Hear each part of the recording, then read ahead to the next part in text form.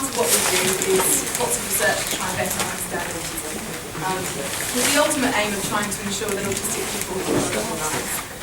The other part of what we do is to try to promote awareness and also acceptance of autism in the community. So we hold events like this from time to time to try and promote debate and discussion about particular issues, especially issues that might be controversial or complex in some way and that might not have straightforward answers.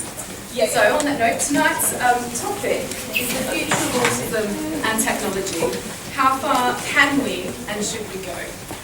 I think you will all agree that technologies pervade our lives, whether it's smartphones, tablets, laptops, gaming, etc. Even my 8-month-old baby knows what my iPhone does or can do. But it's it certainly has a huge impact on our lives, whether it be at home, at work, or in the classroom. And so much so that you see in the press from time to time warnings about how technology is ruining our lives and that we need a digital detox every now and then. But that's not necessarily the case for autistic children, young people, or adults, for which technology holds lots of promise to foster learning and development in young people. The question tonight, though, is whether technology can or does live up to its promise, but also can live up to its promise. So we have a wonderful panel of speakers to debate and discuss tonight's topic. They're going to discuss particularly the future of technology for autistic people and the ethical issues surrounding its development and its use. So we've also got a wonderful audience here, which is almost packed, which is fantastic. And so the design of tonight's kind of event is that the four speakers will spend about 10-15 minutes talking about the issue. And then we open it up to the floor, and you get to have your say, and you get to ask questions, pose questions to them, but even have a conversation amongst yourselves about these kind of the ethical issues. So I'm not going to. I'll introduce the speakers in turn, but suffice to say that Matthew Goodwin will, and Sue Fletcher-Watson, who's not actually here yet. Pretending to be here. She's stuck on a train, so hopefully she arrives in the next 15 minutes or so. We have Kaska, Porayska-Pomsta, and these three speakers will spend 15 minutes each speaking to the topic, and then Louise Martin is going to be our discussant. So she's going to discuss the issues that the speakers discuss and pose questions to them, and then she's going to open it up to the floor to you. In the name of technology, we're also going to be tweeting tonight's event. So if you're on Twitter and can actually access your internet in this room, it might be quite difficult. But we've got a hashtag AutismTech. I think that's all I have to say. I think so. So without further ado, I can introduce people. So I'm absolutely delighted to be able to introduce Matthew Goodwin, who's here all the way from the United States. He is interdisciplinary associate professor at Boston's Northeastern University and also holds a visiting professorship at MIT Media Lab. He has a huge amount of experience working with children and adults on the autistic spectrum, and has also an extensive amount of expertise developing and evaluating innovative technologies to enhance research and practice with autistic people, which I hope we can get to hear a bit about now. But Matthew's very much the go-to person on anything related to technology and autism. So we're hugely pleased that he agreed to be one of our panel members, and hugely thankful to the National Autistic Society who allowed us to steal in tonight.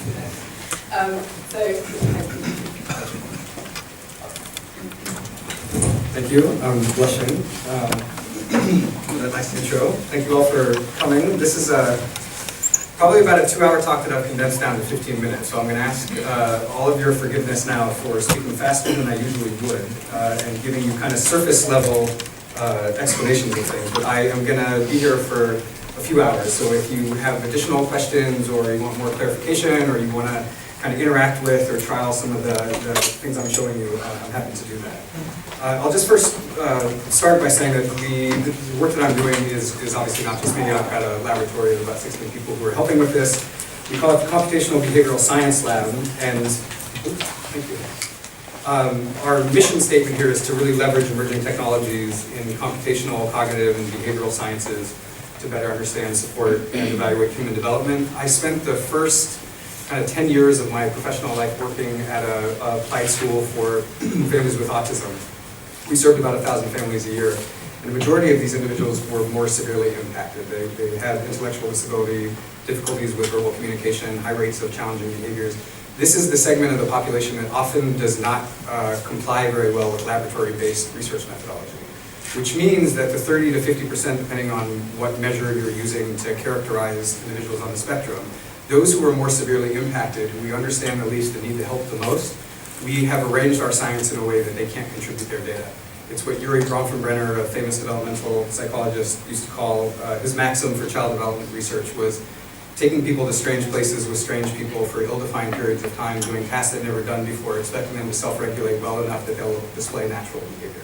But there's a lot of assumptions there. So what this work that I'm going to kind of do a shotgun survey for you is work that my lab has done in trying to essentially take the laboratory to people instead of bringing people into the laboratory. So the first area of this, and I've provided some citations if people are interested in reading more. I'm happy to share the slides if you already have a copy of them, and welcome to be in touch if you have questions. So this is looking at restricted and repetitive behavior, primarily this lower level where it's repetitive use of the body. So hand flapping, finger flicking, body rocking. And we see this in maybe 80% of individuals who are more severely impacted. Now this is a potentially problematic behavior because when you engage in a behavior like this, you are signaling to other people that you're not of typical development. This happens most often in individuals who can't easily self-report and have cognitive impairment, so they can't necessarily tell you why they're doing what they're doing. And when you engage in a behavior like this, you're missing out on opportunities. So not only are you socially stigmatized, but you're missing out on opportunities to take in information from the environment and learn from other people because you're kind of engaging in this self-directed behavior. You're also potentially signaling to other people that you're less cognitively able than you are. And in certain situations, something that may start as a relatively innocuous behavior like this, if they are prevented from doing it, can be very anxious, anxiety-producing, and that can then transition into self-injurious or aggressive behavior. So it's a potentially problematic behavior. Now, most of, at least in the US, I'm not sure here, but we call these stims, or self-stims.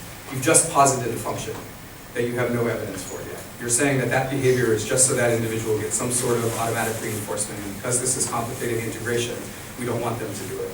But interestingly, there is evidence that these behaviors are actually shaping the behavior of other people. It's how somebody who is not communicating can say, I need your attention, or whatever you're asking me to do is overwhelming, I'd like you to stay away.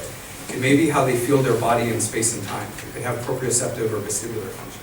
There's data that suggests that this is how they regulate their stress. So an overwhelming situation, something like rocking may be calming, or an understimulating situation, something like flapping may be arousal increasing. That's somebody now trying to get back to their kind of physiological equilibrium or homeostatic set point.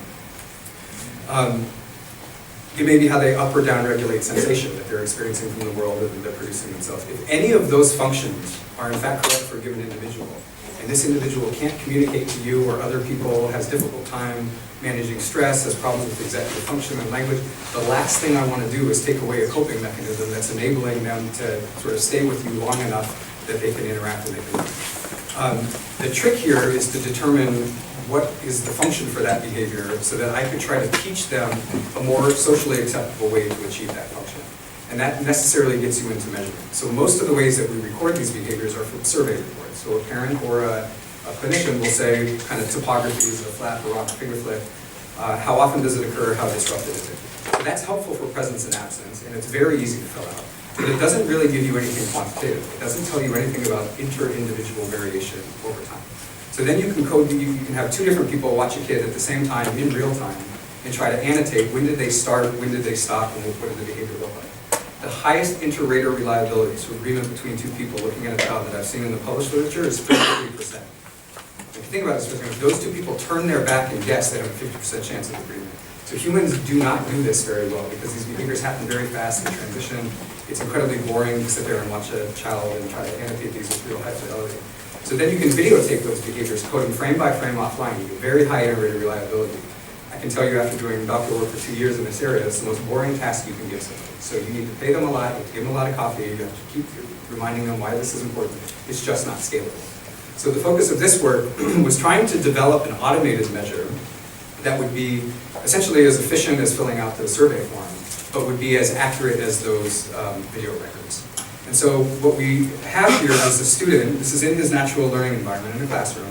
He's got a 3-axis accelerometer. This is what's in a Fitbit. These are, they know gravitational force and orientation where you wear them. They know where your limb is in 3-dimensional space. So he's got one of those on the left wrist, his right wrist, and on his torso. And what you'll see here is we've taken video, and let's speed this up a bit. So the video is time synchronized with these sensor strings. That's his right wrist, that's his left wrist, that's his torso. What you see on the right is manually coded offline, frame by frame. What's the topography? So is it a flap or is it a rock or is it both? What's the onset and what's the offset? And then hopefully your eye can start to detect this. When he flaps his hands, you see bursts of activity in the left wrist and the right wrist. You see that? So those sort of bursts of activity are the onset. This would then be the duration. This would be the offset. You're seeing other kinds of movement that are not repetitive in nature. And if I speed this up a little more, I can show you what a rock looks like. So in the sensor, in the torso string, you see these sinusoidal waves. That's a revolution going forward and coming back. So you all have just become pattern experts in this person's stereotypical motor movement, where you can discriminate when's a flap, when's a rock, when did it start, when did it end, what's the distance in between. And if I had a clever way to remove this video, and you were just looking down here at the sensor stream and I asked you, what's he doing now? Most of you would get this right almost automatically. Well, just as your eye can discriminate these different shapes, we can characterize them mathematically. So we've come up with about 6 or 7 different features with correlation within sensors, their entropy, their correlation across sensors. And what we found is with about 50 good training examples, so if somebody can say, who's in the environment with that individual, is it a flap or a rock? When did it start? When did it end? If we get 50 of those examples while they're wearing a sensor, we can automatically detect these behaviors for up to 3 years going forward with about 90% accuracy as though you manually coded frame by frame each of those different videos. And what would you do with that data? Okay, so if you know that those behaviors are there and you have them at very high accuracy and relatively efficient, what you could start to do is look at, is there variance or invariance in how those behaviors are performing over time? This may suggest to you whether this is a biologically determined behavior or if this is an environmentally determined behavior. If you look at the response topography, so what's the frequency, the duration, the intensity across different settings or activities, you may be able to kind of do some functional analysis of the behavior. Is this to escape or avoid? Is this to increase attention? Is this to regulate stress? Is this to shape the behavior of other people? And then to the extent to which you would like to reshape this behavior, these are good kind of built-in outcome measures, pre and post intervention, whether in fact your intervention is working or not. And we've gone so far, I mean, this was all done in laboratories with PhD level folks. We've now done this where we've created this on a cell phone that is collecting the sensor stream, and we're asking parents to give us those 50 annotations. So we have lower resolution labeling to train the classifier. We still get up to about 87 to 89% accuracy. So that would suggest to me that this is in fact scalable, not just in a research lab. Okay, I'm switching now. Autonomic nervous system, you've all experienced stress in your life. When you have a stress, we have 2 branches in our peripheral nervous system. You have your sympathetic, that's your fight or flight. This is your sort of accelerator, activator.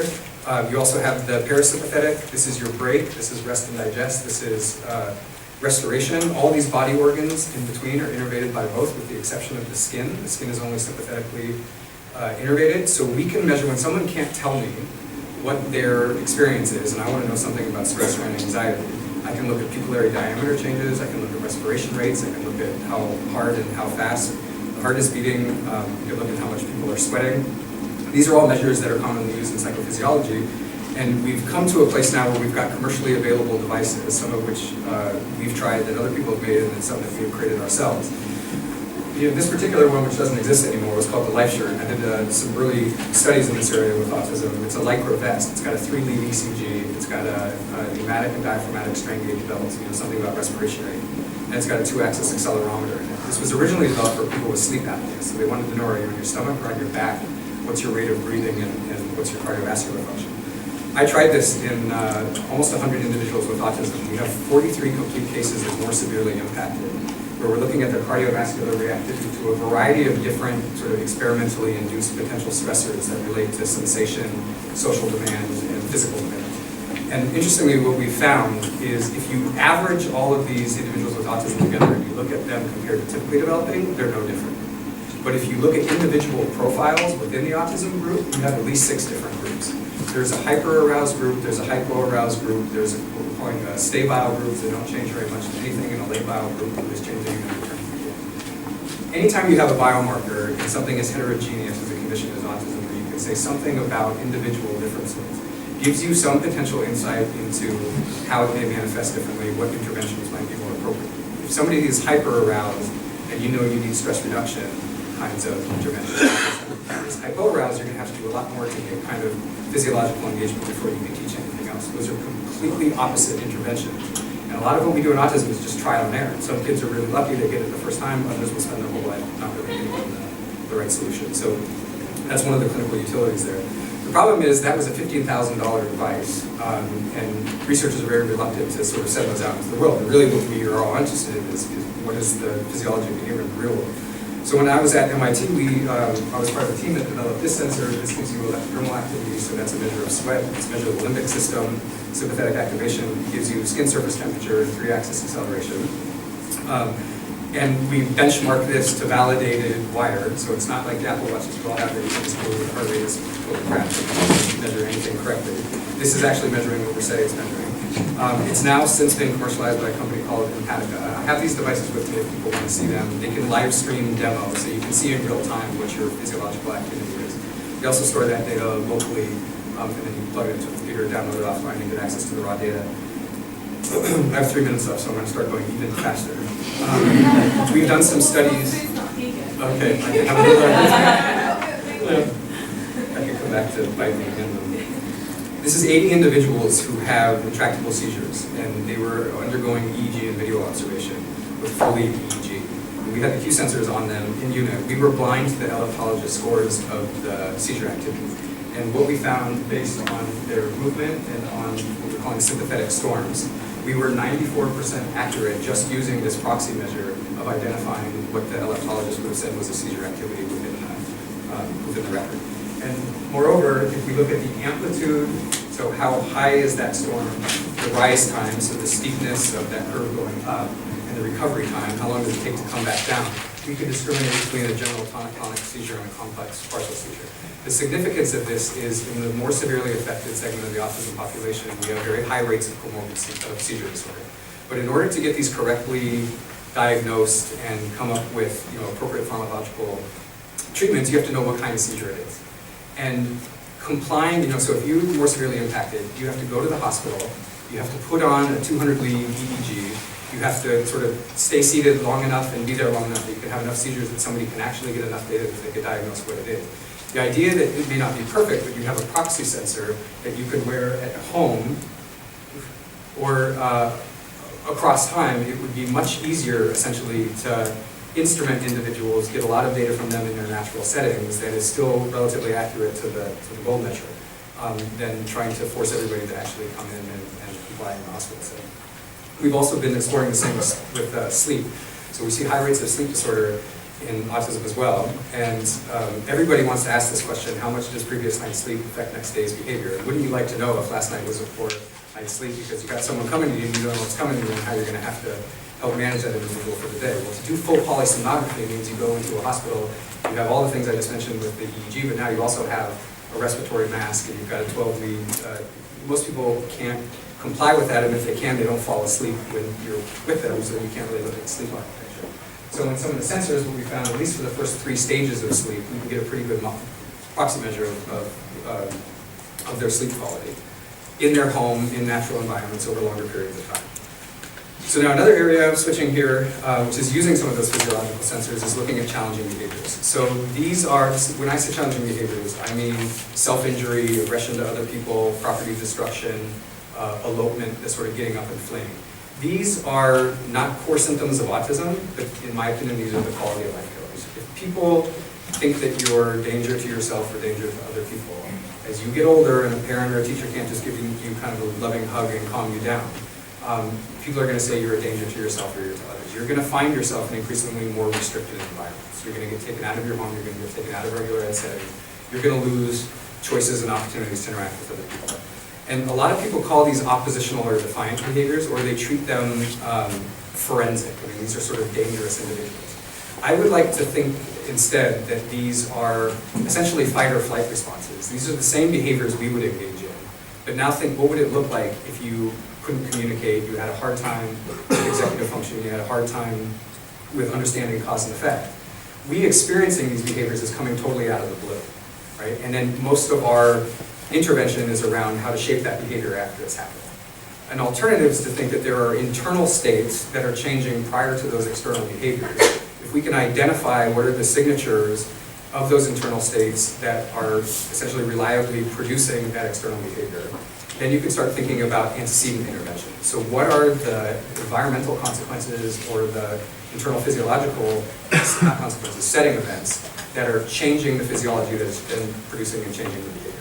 And so I've been involved in a couple studies now, again in real classrooms where we've put in cameras, we have microphones, we have physiological sensors on the students and on the teachers.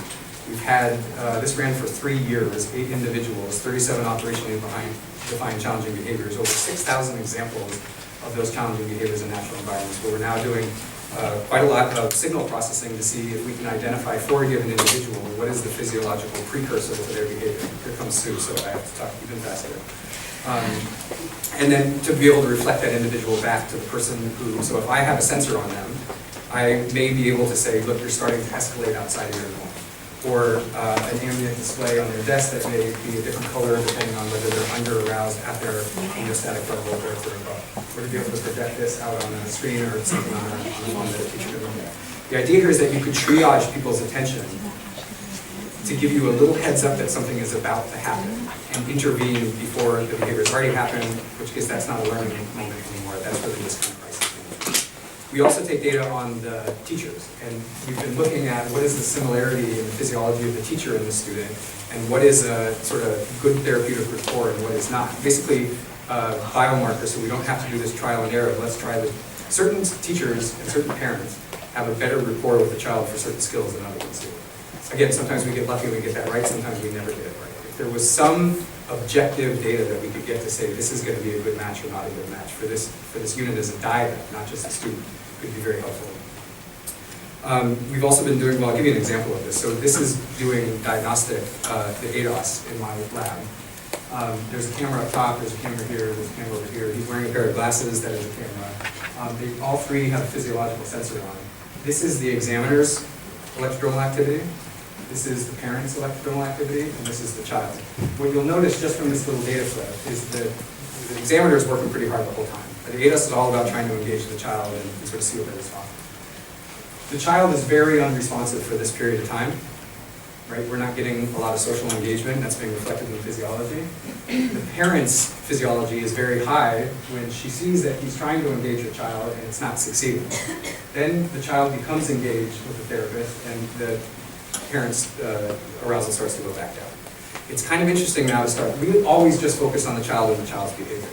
But the therapist's physiology and the parent's physiology and their behavior is also a proxy for the child's function.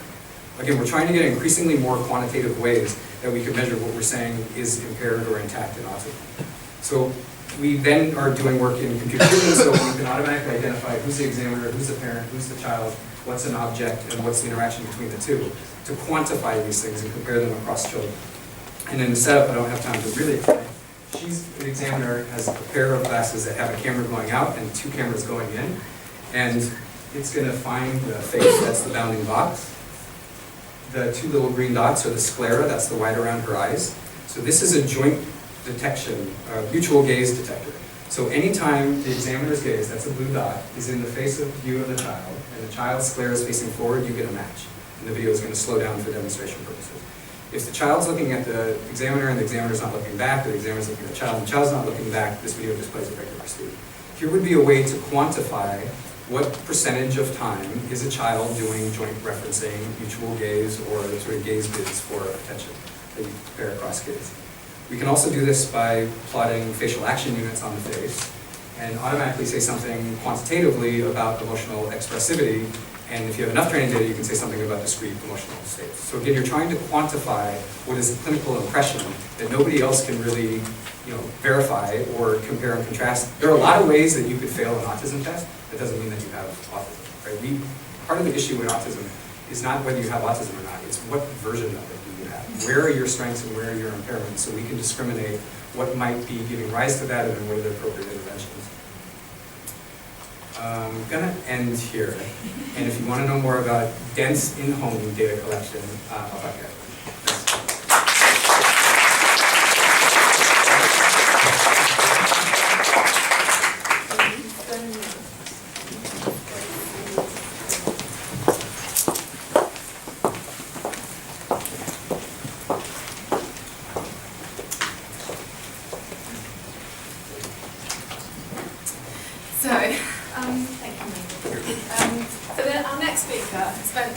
A long time on a train to get here. That was very late, so welcome to Sue Fletcher-Watson. I'm going to introduce you. So Sue is Chancellor's Fellow at the Centre for Clinical Brain Sciences at the University of Edinburgh. She's essentially interested in how children develop and learn, particularly in cases where development and learning might be different. She's a very keen interest in technology, such as iPads, as a possible route to intervention, and has conducted one of the few rigorous randomised controlled trials testing the efficacy of an iPad app to promote social communication skills in young children on the autism spectrum. She also has an excellent blog for anyone who wants to read more about technology and autism research more generally. And finally, she's also the recipient of this year's Margaret Donaldson Award from the British Psychological Society for outstanding contributions to developmental psychology. So it's an absolute pleasure that she's been able to be with us tonight, particularly to get here. Yeah. So thank you very much, Sue. Thank you. I'm sorry, my train was a full hour late. I was on it about 15 minutes ago, so anyway. Well, I know what I'm talking about, so that's fine. Liz asked me to talk about what I thought might be the opportunities of technology in terms of support and education and so on for people with autism, what might be the challenges and some kind of issues that go along with that. And I've just done a single slide kind of overview, not particularly drawn on any specific pieces of data. I mean, you're welcome to kind of quiz me about the evidence that support the kind of statements that I'm making, but these are sort of impressions drawn from my own research experience, from a lot of conversations with autistic people and with practitioners and with parents, and from other people's research. And the domain of technology that I'm thinking about is essentially kind of tablet, touchscreen type technology, so iPads and things of that nature. Okay, so I think I have a list of 3 opportunities that I wanted to flag up, and the first one is about communication and about giving autistic people a voice. And I think that comes in 2 specific kind of formats. One is literally if you have a non-speaking autistic person, then technology can provide an alternative communication route for them. And iPads and other tablets are providing kind of really new opportunities here, because we used to have communication aids that cost, maybe £5,000 to buy, the Dynavox or the Liberator. Anyone with an AAC background will recognise these. And it was a really big deal to buy one. It cost a lot of money. You'd have to get your child assessed. And they were really designed for children who had a physical barrier to speech. So, something like cerebral palsy that was affecting their motor control, rather than something like a child with autism who has a sort of cognitive and perhaps social barrier to speech rather than a physical one. So tablets provide a lot of opportunity here, but at the same time I think there are some risks that really need to be considered very thoroughly around the fact that you can now, as a parent, choose to buy a very sophisticated communication aid for a few £100s, which means you can do it, relatively speaking, on a bit of a whim. You don't have to have an elaborate assessment, you don't have to apply for a grant, you can just buy one and start to use it. So I think we need to think carefully about how that's integrated into other ways in which we're supporting communication development for people with autism. Of course, another way of having a voice represented by my little Facebook, Pinterest, Instagram, Twitter kind of logo up there, is about kind of building autistic communities. As I'm sure many of you are aware, there's sort of fantastic communities of autistic bloggers and autistic people on Twitter, and also lots of kind of parent support groups that are orchestrated through social media. And I think that's a really amazing way that technology is opening up opportunities for autistic people and for other kind of previously unheard of groups, unheard from groups. Another opportunity is about sort of normality. This is a big theme that I talk about a lot when I talk about technology and autism, which is, you know, like we're all doing it. So we've all got our phones up at the rock concert or whatever. You know, everyone is using kind of tablets and smartphones all of the time. And so having a different set of rules for children or for autistic people or for any kind of, you know, atypical group seems a bit ridiculous to me, because this is something that we're all benefiting from. I have a visual timetable in the form of my iPhone calendar. It's brilliant. Except when I'm an hour late for an event, but you know, it normally is brilliant. So we should be applying those same principles across the board.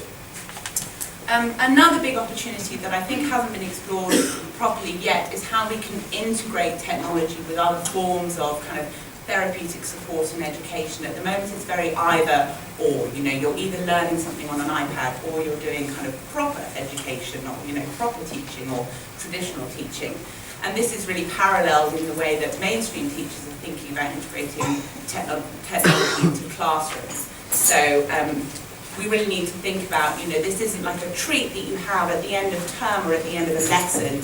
You get to play like a fractions game on the iPad. It really has to be immersed into the child's learning environment if it's going to be an effective educational or support tool.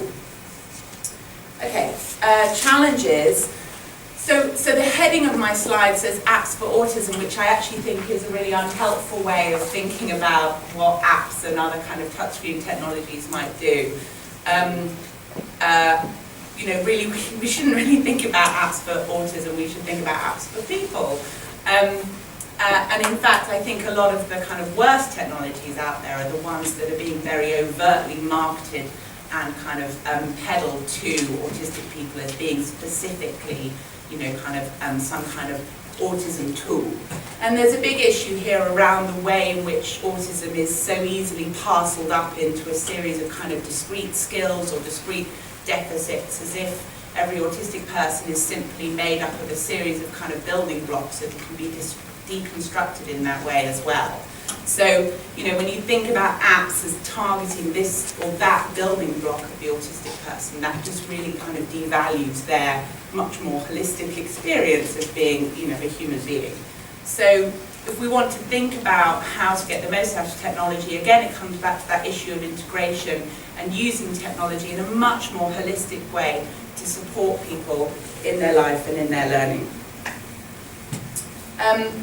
One of the major challenges, I think, is that technology is not just this kind of light bulb moment. You don't just buy your iPad and automatically all of your problems are solved. And I think there are a lot of parents and practitioners who are currently going through a period of disappointment on realizing that that's the case. And a big thing that we need to do is think about how we train practitioners and parents and users to get the most out of technology. And we need an evidence base to do that, and that's something that myself and other colleagues are working on. So the issues then that kind of cross across these kind of areas that I've mentioned, as I've just said, it's about building an evidence base. So we really need good quality evidence to draw on to help us make strong, well-founded recommendations about what are the best uses of technology for autistic people. And I think in some ways that does need to be an autism-specific evidence base.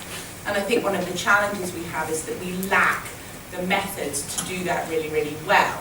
And actually, from what I caught at the end of Matthew's talk and from what I know of his work, of course technology has a role to play here too, in terms of measuring progress in a kind of complicated, ongoing way, as well as just measuring kind of hard outcomes, for example.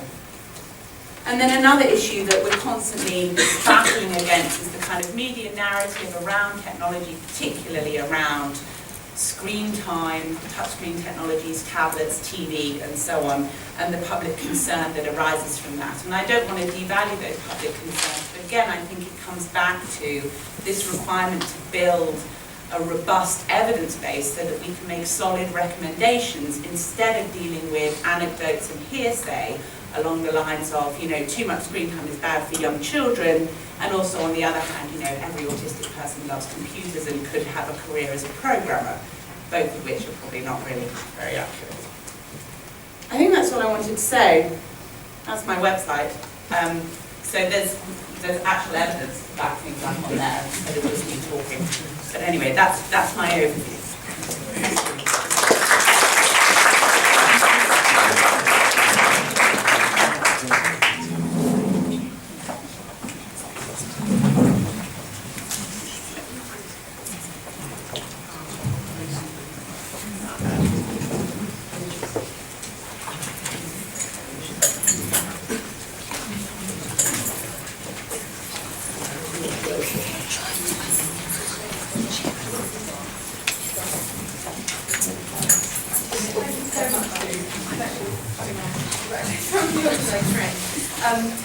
Now let me introduce Kaska Porayska-Pomsta, who is Reader in Adaptive Technologies for Learning at the London Knowledge Lab at KIA at UCL Institute of Education. Kaska's research focuses on different aspects of artificial intelligence, including in education, and centres on building adaptive technologies for learning. I hope you can share some examples with us. She has a huge wealth of experience developing and testing out virtual learning or training environments for autistic children and young people to explore and acquire social communication skills, including on several very large European and UK funded projects. What's particularly wonderful about Kaska is that she strives to ensure that all of her research makes an impact, that is, it can be applied in everyday real environments. And so we're very pleased to do that.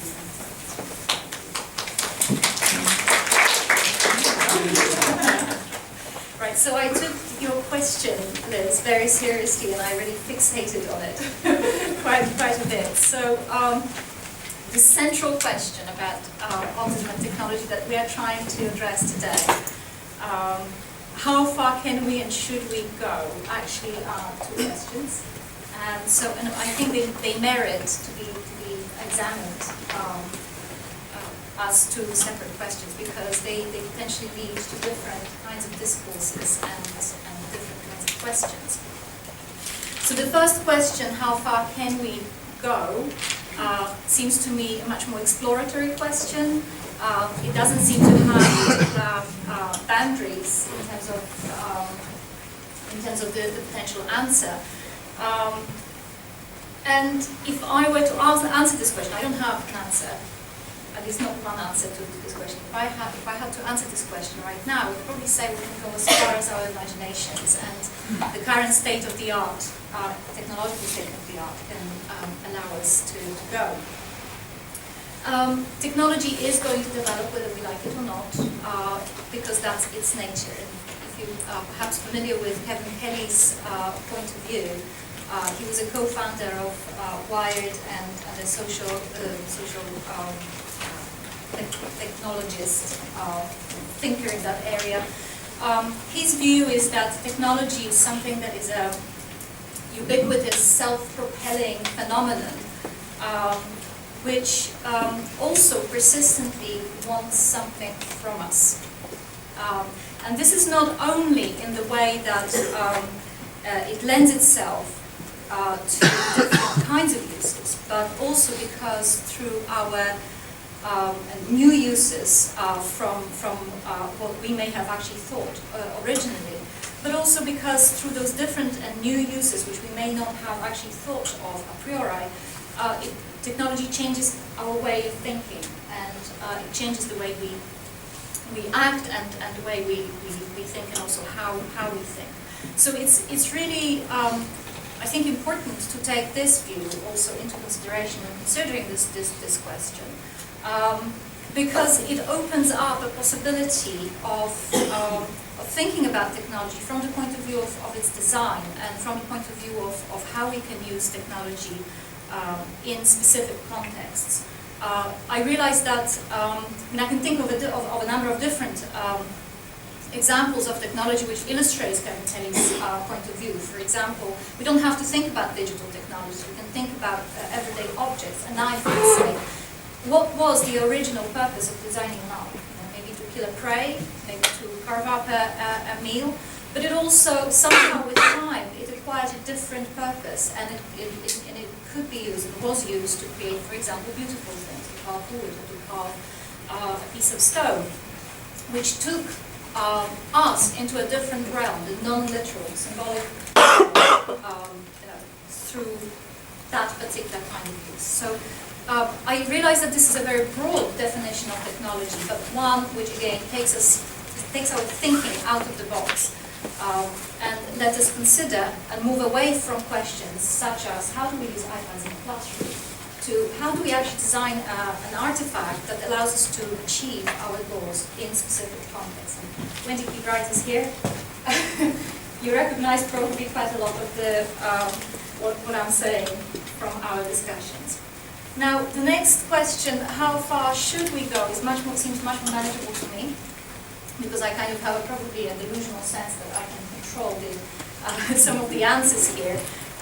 But also because it's much less exploratory, it's much more obligatory in some ways. The answers that it yields is much more prescriptive in my view, and advisory. It also kind of taps into our sense of what we believe in, what we want to be, how we perceive ourselves, and also a sense of obligation of what is right and wrong. So it very much drives into these ethical questions that we're supposed to consider today. In autism, this question highlights to me very clearly the existing differences between the potential different approaches, because it really brings to the fore our beliefs in what autism is and our knowledge as far as what we know about autism, and also how it can be addressed. Do we want to cure it? Do we want to correct it? Or do we want to actually create environments which somehow allow us to include, to support in an inclusive way? And it doesn't just mean supporting autistic people, autistic individuals in getting included, but also allowing us the opportunity to actually share perspectives and to understand the perspectives. I'm probably already running out of time. So I don't have the answers to these questions, but I do have an emerging kind of idea based on a series of projects that I have been involved in. Some of my colleagues are here, I guess, and we already mentioned. As to the potential different roles that technology can play in supporting autism education in particular. One example, one role is technology as a tool for conducting research, as Matthew has already mentioned and actually demonstrated, and also as a tool for supporting development and learning. And the ECOS project provides a good example of this, because from its very inception, this is what we aimed to achieve. We aim to create an environment which served both to support development and learning of children on the autism spectrum. We were focusing on exploration and rehearsal of social interaction skills, such as related to joint attention and turn-taking, and ultimately we were interested in initiations and responses to bits for interactions. But it also focused on trying to understand something about how interaction happens and trying to understand how we can support children on a moment-by-moment basis. And in this case, we have created an environment, a virtual environment, which employs a touch screen, so the children can directly manipulate it. It has interactive objects, which provide the triggers for interaction between the child, and also an artificial agent underpinned with artificial intelligence, who can, at least in principle, act autonomously in real time, and acts as a social peer to the children. And we do have results that show that this environment has been, to some extent, successful in actually motivating children to initiate interaction, also to respond to interaction from peers. and from social partners. But what was really important about this project was the fact that it revealed a whole new dimension to us of what is possible with technology. And what is possible with technology is it goes beyond technology. Okay? It revealed to us that the importance of human in the equation. This is actually the second role of technology, which emerged directly from ECHOS.